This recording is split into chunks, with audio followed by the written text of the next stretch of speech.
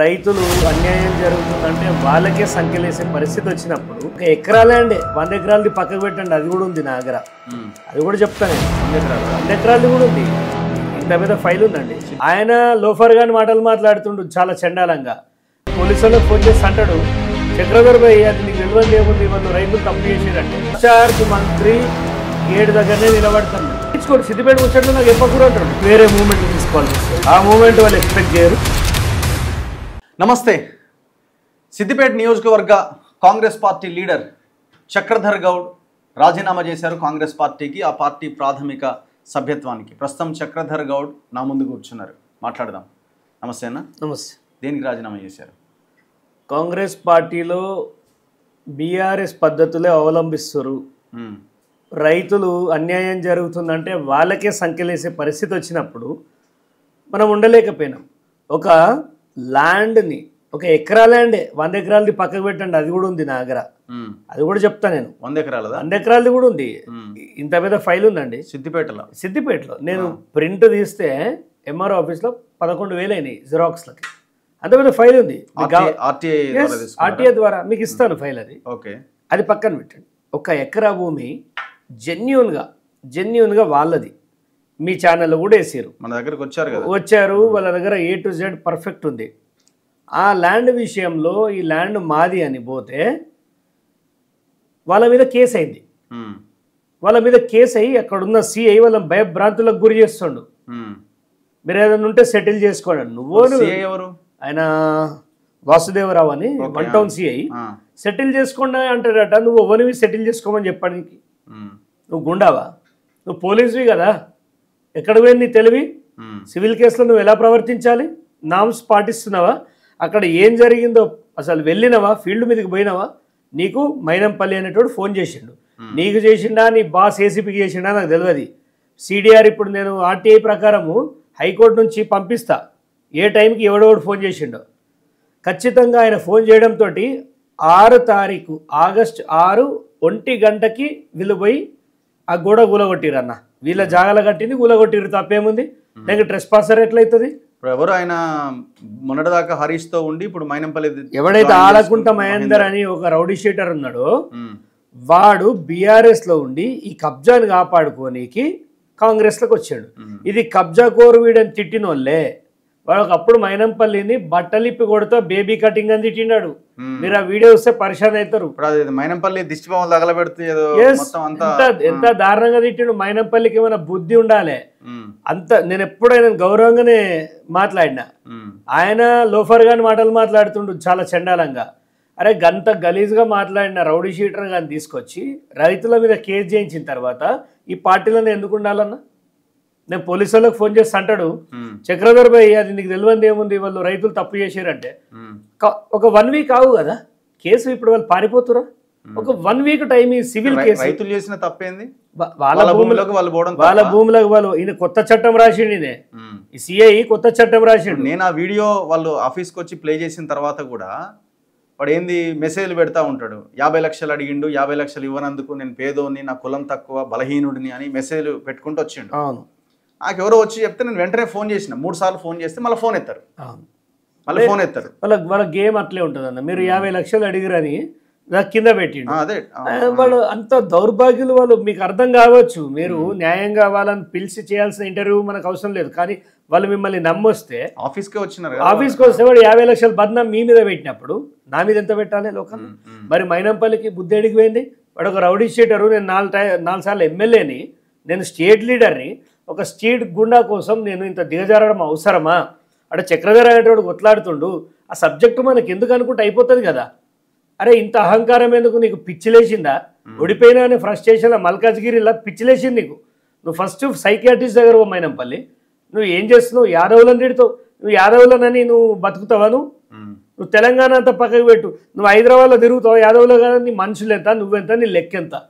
100 మంది అడ్డ మీద బండ్లు తీసుకొని వచ్చి హల్చల్ చేస్తా అంటే ప్రజలకు కోపం వస్తే నీ బండి ఒక్కటి గదిలేదు బిడ్డ. ఏదో నీ కొడుకు లింగు అంటూ ఏదో ఈసారి పద్మాదేవేందర్ రెడ్డి గెలుస్తుంది అని రికార్డ్స్ రాసిస్తా అన్న. మన తొలి వెలుగుల పద్మాదేవేందర్ రెడ్డి గెలుస్తుంది. ఎందుకు? ఇట్లాంటి వేస్ట్ ఫెలోస్ ఉంటే గెలుస్తుంది. ఏం రౌడీజం సిద్దిపేటలో ఇదే చేసిరన్న. ఎంఆర్ఓ ఆఫీస్కి పోతే నాకు పని కానియరు, కలెక్టర్ ఆఫీస్కి పోతే పని కానియరు.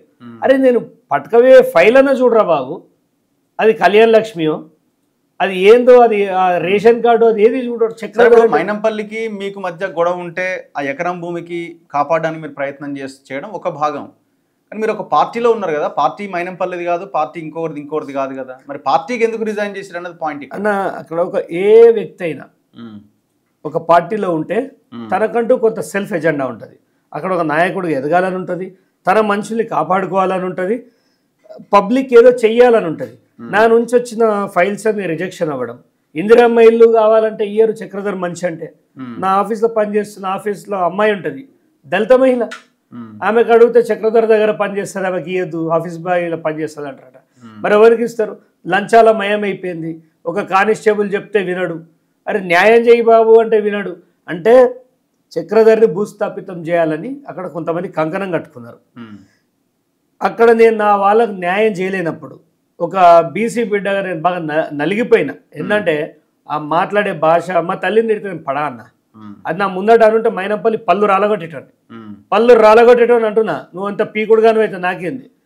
ఇంగ్లీష్ మాట్లాడితే ఇంగ్లీష్ ఈజ్ ఏ లాంగ్వేజ్ అన్న, నాట్ నాలెడ్జ్. నువ్వు బేకార్ గోవాలో కూడా మాట్లాడతారు బిచ్చగాళ్ళు ఇంగ్లీష్. ఆయన నాతో పెట్టుకున్నాడు, ఆర్టీఏల పవర్ ఏందో చూపిస్తా, నీకు ఆస్తులు ఎక్కడికి వెళ్ళి వచ్చినాయి, నిన్ను పెద్ద పెద్ద కార్లు ఎట్లా కొంటున్నావు, అసలు నీకు ఫండ్ ఎక్కడికి వెళ్ళి వస్తుంది, నీ సంగతి చూస్తా, నీకు చట్టం పవర్ ఏందో చూపిస్తా. బాగా డిస్టర్బ్ చేసిండు అన్న. ఒక వ్యక్తిని హ్యూమిలియేషన్ చేయదు. ఇలా నా భార్యను తిడుతుంటే మీకు వీడియో పంపించిన చూసారు కదా, అది చెప్పుకోవడానికి కూడా అంత, అరే నీ ఇంట్లో ఆడపిల్లలు లేరా స్టూపిడ్ ఫెలో, ఏం మాట్లాడుతున్నావు? ముఖ్యమంత్రి ఏం చేస్తుండు? ఏడవన్నాడు ముఖ్యమంత్రి. అరే ఓ చక్రధర్, నువ్వు కాంగ్రెస్ పార్టీకి రాజీనామా చేశానని నువ్వు ఒకసారేమో బీజేపీ అని చెప్పుకుంటావు, ఒకసారేమో బహుజన సమాజ పార్టీ అని చెప్పుకుంటావు. ఈ రోజు కాంగ్రెస్ పార్టీ అధికారంలో రాగానే కాంగ్రెస్ పార్టీ జాయిన్ అయ్యి నర్సరెడ్డి అని ఏదో టెంపుల్ రన్ గేమ్ లెక్క ఆ పట్టాలెక్కి ఈ పట్టాలెక్కి తమాషాలు దింగు బిడ్డ. ఒకటి చెప్తున్నా, పూజల హరికృష్ణ పుట్టిందే కాంగ్రెస్ పార్టీలా, చచ్చిపోయి కూడా కాంగ్రెస్ పార్టీలోనే. సమాధానం చెప్పే అవసరం పూజల హరికృష్ణ కానీ మైనంపల్లి హనుమంతన్న కానీ లేదు. లుచ్చ కాంగ్రెస్ పార్టీ గురించి మాట్లాడితే నీ నెత్తి మీద కాలేడు దొక్కుతా.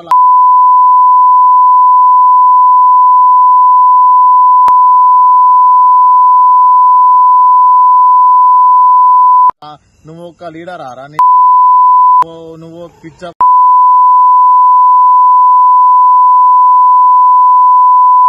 మా గురించి మాట్లాడతావు. అరే ఒక కాంగ్రెస్ పార్టీ కార్యకర్త కలుసుకుంటే ఏమవుతుందో రేపంచా నీకు చూపిస్తాం బిడ్డ.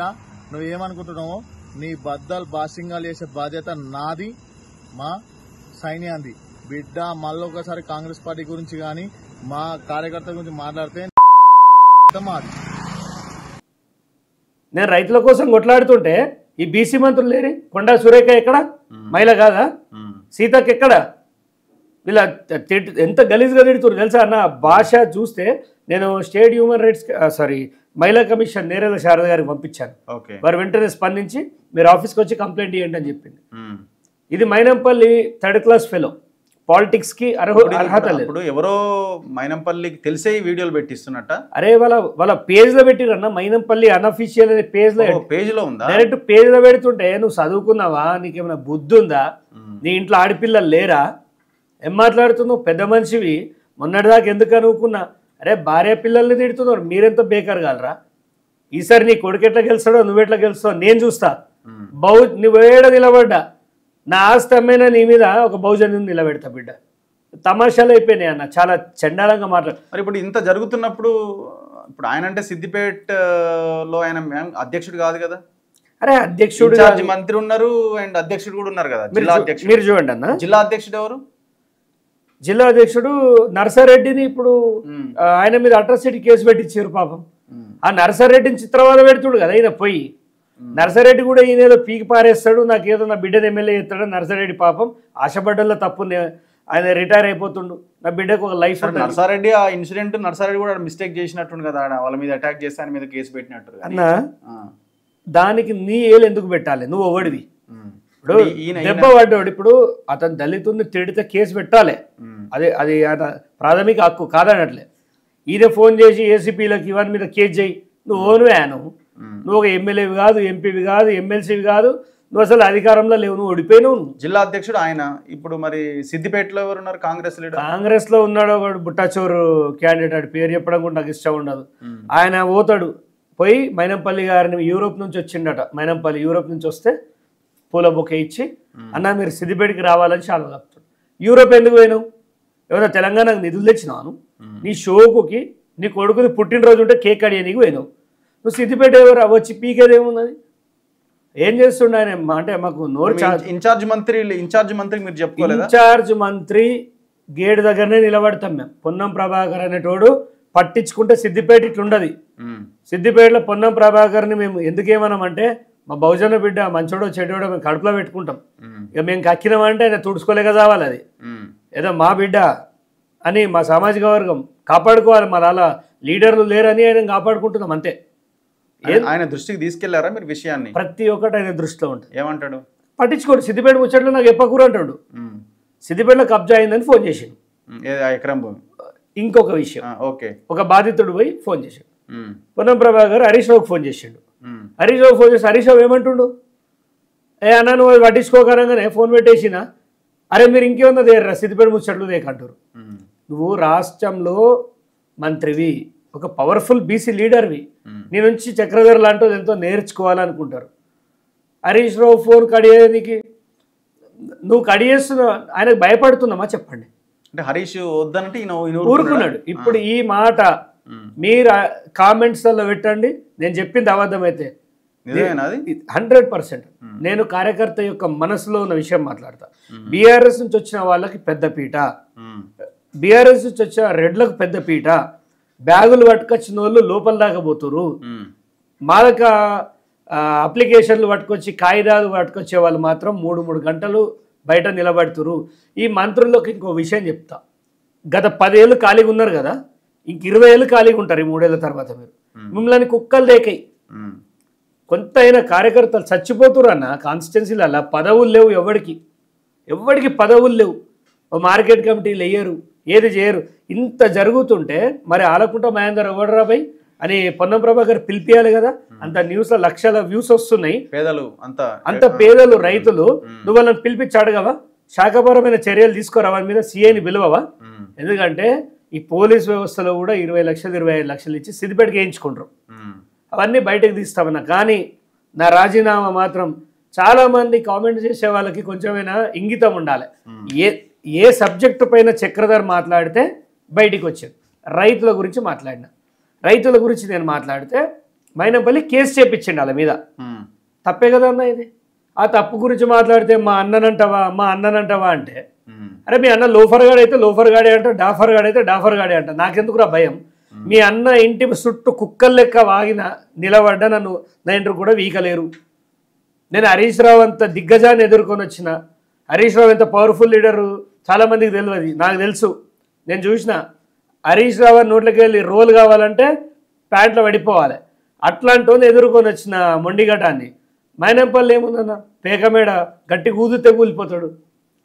కానీ ఇది మైనంపల్లి మీద పార్టీ కనుక సీరియస్గా తీసుకోకపోతే, ఈ కబ్జాలు ఆపకపోతే ఇక నేను వేరే మూమెంట్ తీసుకోవాల్సి వస్తుంది.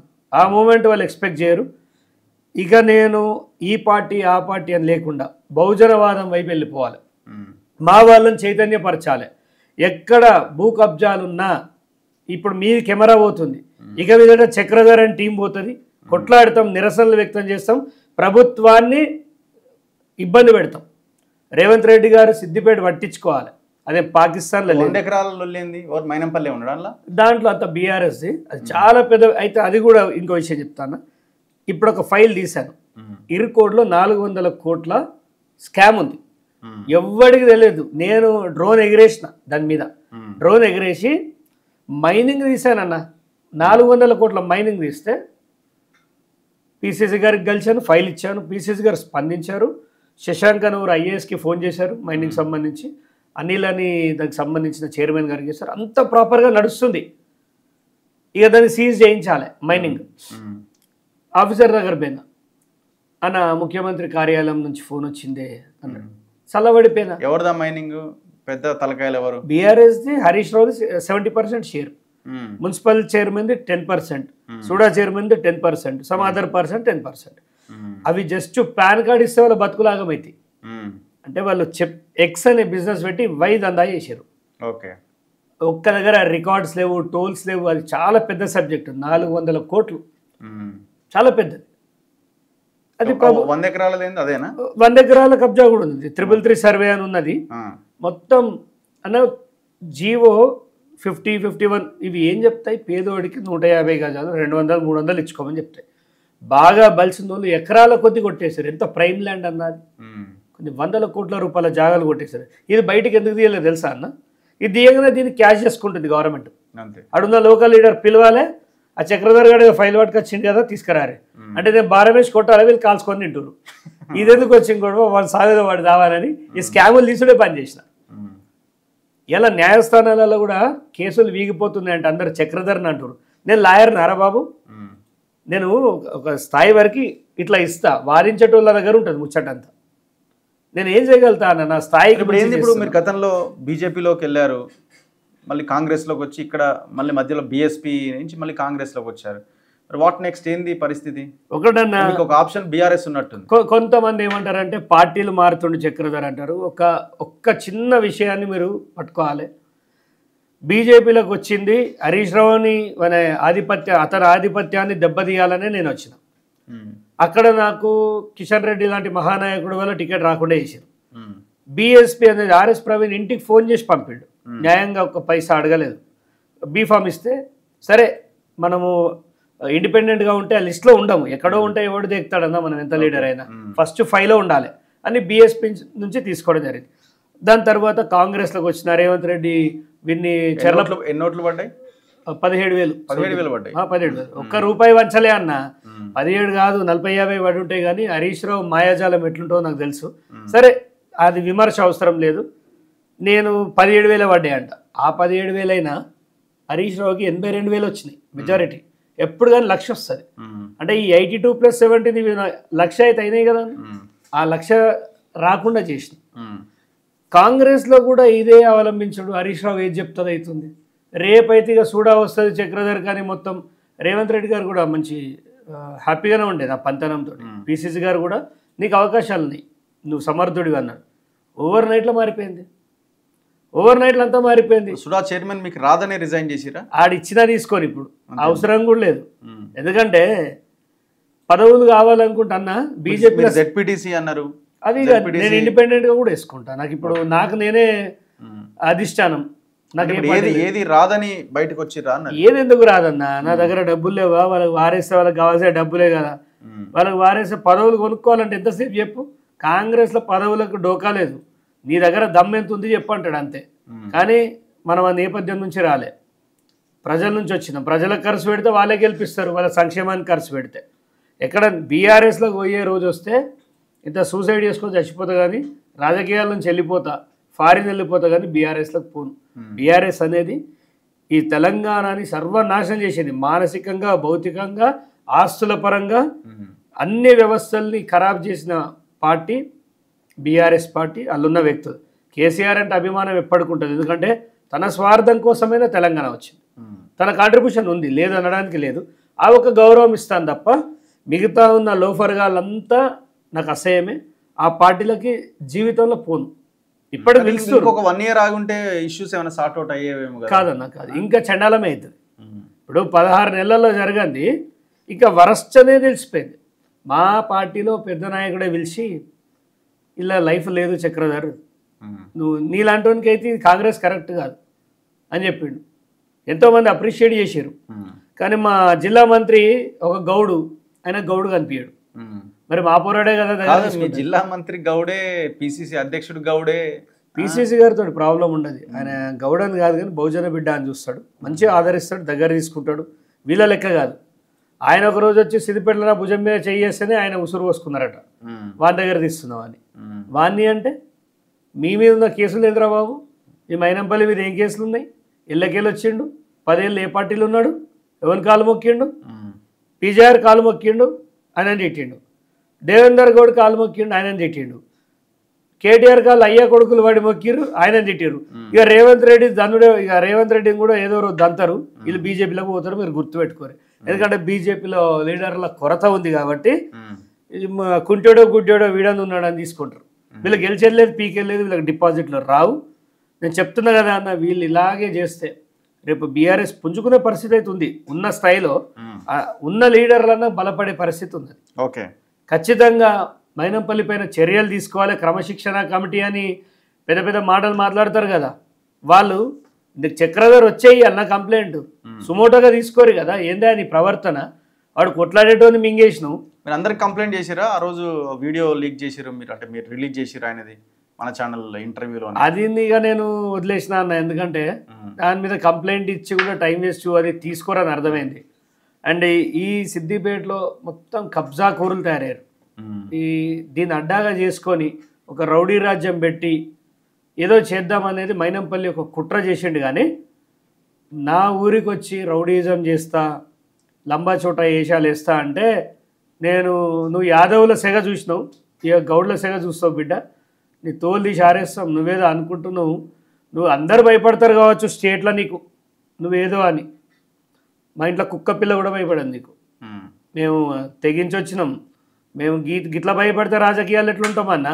నీకు ఇందున్న రౌడీ షీటర్ కానీ అవ్వలేదా, పెళ్ళం లేదా అని అమ్మని పెళ్ళాన్ని ఇటిపించుకోమని మైనంపల్లితోటి మేము ఎందుకు పడాలి అని మోసేది నీళ్ళు అవుతున్నామా అన్న? నిజాయితీగా కష్టపడడం, బతుకుతున్నాం. ఎలాంటి వీడియోస్ ఉన్నాయి తెలుసా అన్న? చాలా చండాలమన్నా. ఎంత బాధాకరం గట్లా మాట్లాడిన.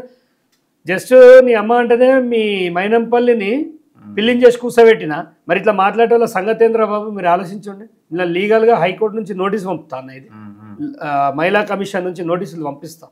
లేకపోతే ఇదే మాట రేవంత్ రెడ్డి బిడ్డని కానీ మీ ఇంట్లో భార్యని కానీ కంప్లైంట్ చేయించండి, చేయిస్తారు. రేవంత్ రెడ్డి గారు సీరియస్ తీసుకోవాలి. మీ భార్య పిల్లలు అంటే మీరు ఎంత సీరియస్ అయ్యారు? మాకు మాత్రం కుటుంబాలు లేవా? మీరు ఖచ్చితంగా ఈ మన తొలి వెలుగులో ఇప్పుడు ఏదైతే జరుగుతుందో ఇంటర్వ్యూని సీఎం దాకా చేరవేయాలి. ఎవడైనా నిజమైన బహుజనుడు ఉంటే ఖచ్చితంగా సీఎం దగ్గర తీసుకుపోవాలి. ఇది పరిస్థితి, బహుజనుల పరిస్థితి ఇంత దారుణంగా ఉంది. భార్యను పిల్లలని తిడుతురు. ఇట్లాంటి పార్టీలో ఉండరన్న. అభిమానం లేనిది ఇప్పుడు నువ్వు జీతం ఇస్తున్నావు కదా అని ఏది పడుతుంది అంటే ఎవరు పడతారన్న? కాదు కదా. ఇప్పుడు మరి మీరు కంప్లైంట్ చేయలేదు, ఇంకా కంప్లైంట్ చేయబోతున్నారని అంటున్నారు. ఎవరైనా ఫోన్ చేశారా మీకు? మీ పిసిసి అధ్యక్షుడు కానీ ఇంకెవరైనా లీడర్లు ఫోన్ చేసి? ఫోన్ ట్యాపింగ్ కేసు పెడితేనే రియల్టర్ని చేసిరు నన్ను. రియల్టర్ చక్రధర్ దీనికి చేస్తారా? స్థిరాస్తి వ్యాపారి అన్నారు. వీళ్ళు ఏందన్నా, వీళ్ళు ఒక పద్ధతి ప్రకారం అంతా జరిగిపోయింది. కానీ ఆ కేసు ఎంత ఈజీ గెలవాలి తెలుసా అన్న? అసలు ఇలా హరీష్ రావు టాలెంట్ మెచ్చుకోవాలనిపిస్తుంది. మీరు చెప్తున్న దాన్ని బట్టి చూస్తే హరీష్ కూడా కమ్మేసిండు, అంతేనా? అంతే, కమ్మేసిండు. గట్టిగానే ఇచ్చిండు పైసలు. లేకపోతే అవన్నీ మనకు రావాల్సిన పైసలే కానీ మనం తినమని తెలిసి అవి పైకి పోయినాయి. పైకి పోవడం వల్లనే కేసు వీగిపోయింది. కానీ ఫోన్ ట్యాపింగ్ కేసులో ఏం లేదే అనుకుందాం. నేను పెట్టిందే బోగస్ కేసే అనుకోండి కాసేపటి. సిద్ధార్థ లూత్రా ఎందుకు వచ్చిండు కేసులకి? ఎవరు సిద్ధార్థ లూత్రా? సీనియర్.